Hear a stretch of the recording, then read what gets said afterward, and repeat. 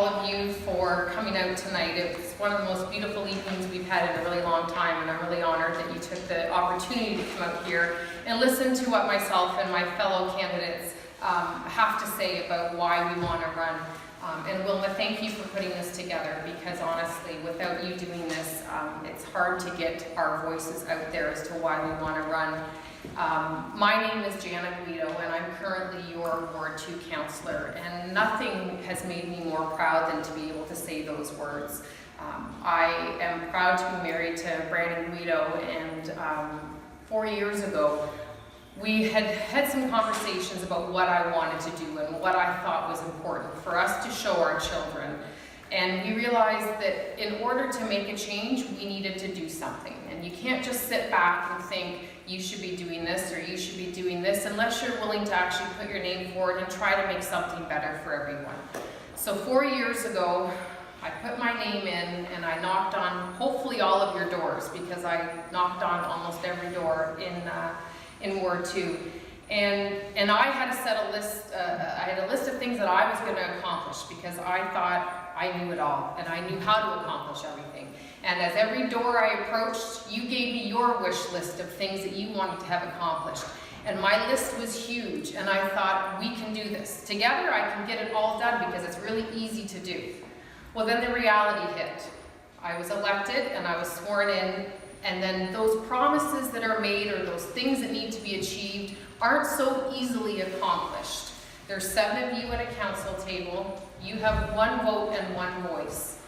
And with that, we have limited finances. And I know as a resident, you hate hearing that. It's difficult to hear that your tax dollars aren't going to use for something that you think needs to be done, because you came to your door, or I came to your door, and you said you were going to do this, and I told you I wanted this done.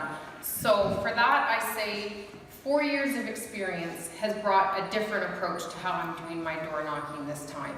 I'm not coming there with my list of priorities and taking yours and saying everything will get done. What I'm doing is coming to your doors as your Ward 2 councillor, saying, tell me what it is that I haven't done, or that you wish I would have done differently. Tell me what it is that you think together we can accomplish. Over the past 4 years, I have been nothing but proud to represent Ward 2. And yes, in 2017, the Township of Scugog undertook a ward boundary review. The reason for that was because our sewage allocation that we had been waiting on forever was finally here. We were finally able to develop homes. With that came an imbalance with some of our wards, and as a result, and through public consultation, we changed some ward boundaries. So yes, I no longer live in Ward 2, but if I look out my window, Ward 2 is there. So I don't want anyone to think that I am not committed to Ward 2. I lived in Ward 2 for 15 years, and unfortunately now I'm in Ward 5, but I'm so committed to being your voice that I didn't think it would be fair to you or myself to change wards. Why do I say it wouldn't be fair to you? It's because I've known most of you for 4 years. I've represented you for 4 years, and I know the issues that Ward 2 is facing. We have 5 development sites that are going to occur in the next few years. There's going to be massive, dramatic changes to what Ward 2 looks like. We have developments from one end to the next. I have been party to those discussions, and whether we agree that we like the outcome or not, the fact is that development is coming to Ward 2.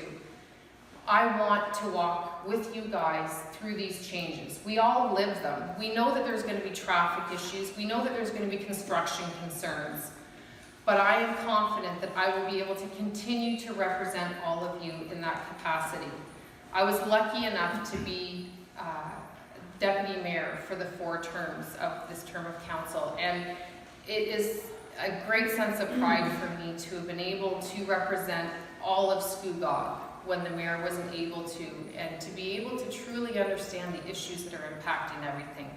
I have 2 young children that go to school at RH Cornish, and they always say to me, Mommy, why do you do this? Why do you leave at night or leave in the morning and not come back until I've already gone to bed? And I said, because I want Port Perry, Scugog, to be a place that when you're done being educated, that you want to come back and live here. I grew up in Mississauga, and I can tell you nothing made me happier than leaving Mississauga. When I first came here, I was not accustomed to everybody knowing everybody's business. And when I was pregnant, I remember I was very, very pregnant, and I was washing the car, and someone must have driven by and told my husband, "Why is your pregnant wife washing the car?" So he called me and said, "What are you doing? My customers are telling me that you're..." I said, how do people know that I'm doing that? And he's like, "This is Port Perry, and people know what you're doing." And it's a sense of community that I am so attached to, and I'm so passionate about continuing my service for all of you.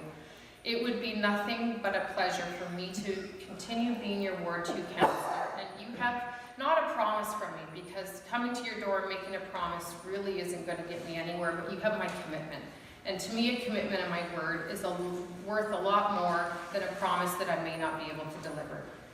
I commit to all of you that I will be your voice at the council table. I commit to all of you that you will have a representative with integrity, with honesty, and with compassion for making sure that each and every one of you feel that your voice is heard. It's important for me to have conversations. I was reminded today by a new friend that it's important to listen and have conversations, rather just assume that people know what's going on at Town Hall. To knock on a door, even after you're elected, to say, "What do you think about this?" or "What do you think about that?" Having an inviting conversation to me is worth so much more than just thinking that as of today I know what your priorities are. They will change, and mine will change over the next 4 years. And I just hope that I am your voice that's able to speak proudly, confidently, and strongly at the council table. So I am cordially and kindly asking you, and I would be honored if you would consider voting for me on October 22nd to be your voice for Ward 2.